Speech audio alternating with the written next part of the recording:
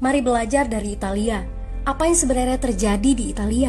Apa yang bisa kita jadikan contoh agar tidak terjadi di Indonesia? Kreatif konten ini berasal dari artikel warga Italia, dipersingkat dan dilengkapi data agar lebih mudah dipahami. Tahap 1. Kasus pertama diumumkan. Itu cuma flu. Apa pentingnya pakai masker? Orang-orang ini cuma lebay. Saya kan sehat, gak bakal ketularan. Gak usah panik lah.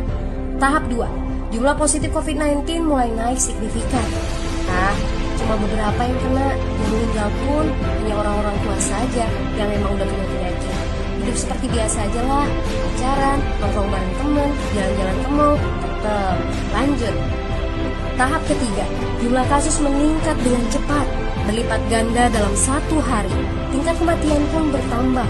7 Maret, lebih dari 5.000 kasus positif COVID-19. Zona merah diberlakukan di Italia.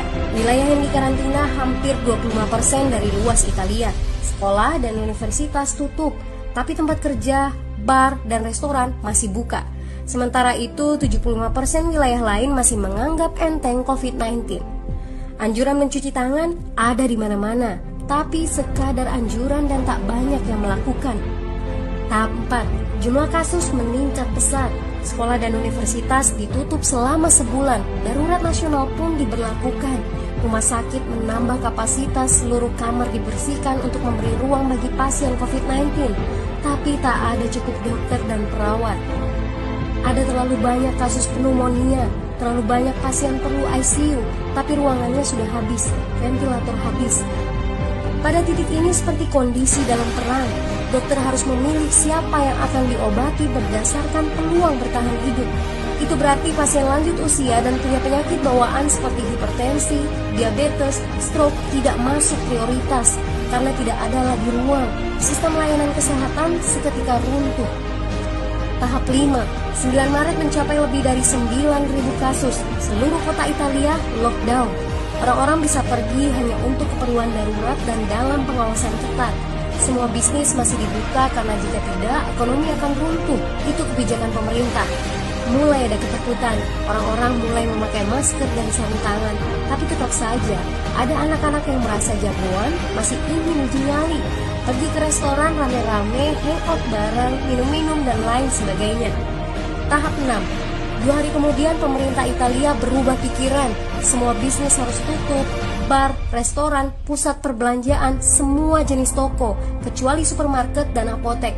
Penyebabnya, karena dalam sehari yang positif bertambah lebih dari 2.000 kasus. Penduduk yang mau keluar rumah harus mendapat surat izin.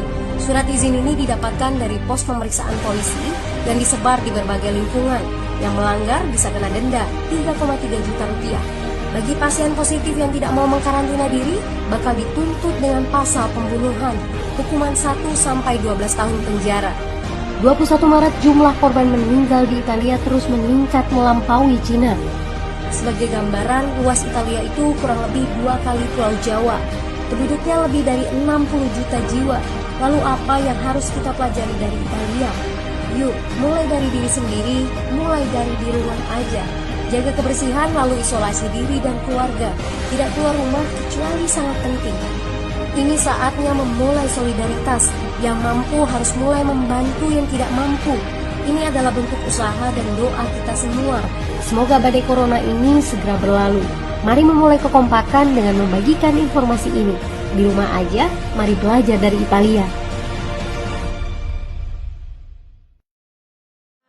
Assalamualaikum warahmatullahi wabarakatuh. Perkenalkan, nama saya Triana, NPM 18110096. Saya di sini bersama teman saya Engga Maika Putri akan menampilkan sebuah percakapan tentang sosialisasi dan pencegahan COVID-19 yang terjadi saat ini. Oke, selamat menyaksikan. Ya Allah, lihat deh kabar berita hari ini. Korban yang terjangkit virus corona udah hampir 2.000 loh. Ya ampun, korbannya setiap hari semakin bertambah bukannya berkurang. Iya, betul banget. Menurut kamu bagaimana agar kita tidak ikut terjangkit virus corona ini? Kalau menurut aku ya, agar kita tidak terjangkit virus corona yaitu kesadaran dari kita sendiri akan bahayanya virus ini. Lalu yang kita harus ikut peraturan pemerintah. Nah, dari kedua itu, selain dari kedua yang tadi, kita harus rajin cuci tangan. Nah, kan kita nggak tahu apa yang kita pegang, apakah dia bersih atau dia ada kuman.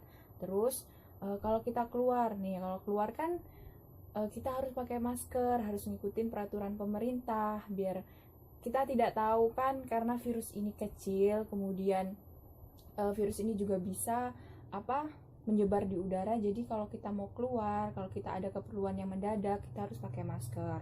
Nah, terus tuh selain pakai masker, kita nggak boleh tuh megang wajah seenaknya. Kita harus cuci tangan dulu ya, yang tadi karena kita nggak tahu habis megang apa.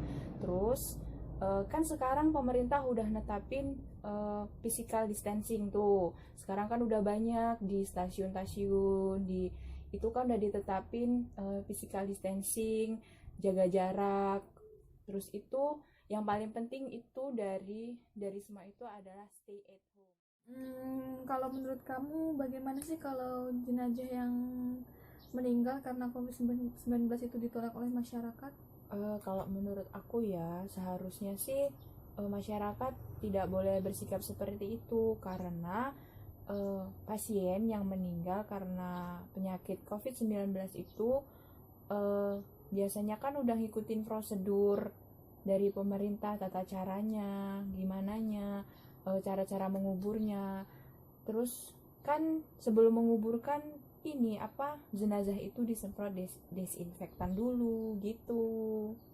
Jadi agar kita terhindar itu kita harus rajin olahraga, makan makanan yang sehat, rajin-rajin cuci tangan sebelum kita menyentuh wajah kita. Yap, betul banget. Video kali ini untuk kita semua, jangan lupa rajin untuk cuci tangan, kalau mau keluar harus pakai masker, jaga kesehatan, dan jangan lupa makan makanan yang sehat dan rajin berolahraga. Untuk kita semua, stay at home. Itu tadi percakapan saya dan teman saya mengenai sosialisasi dan pencegahan COVID-19 yang terjadi saat ini. Dan untuk teman-teman, jaga kesehatan, jaga imun tubuh, tetap stay at home. Wassalamualaikum warahmatullahi wabarakatuh. Bye.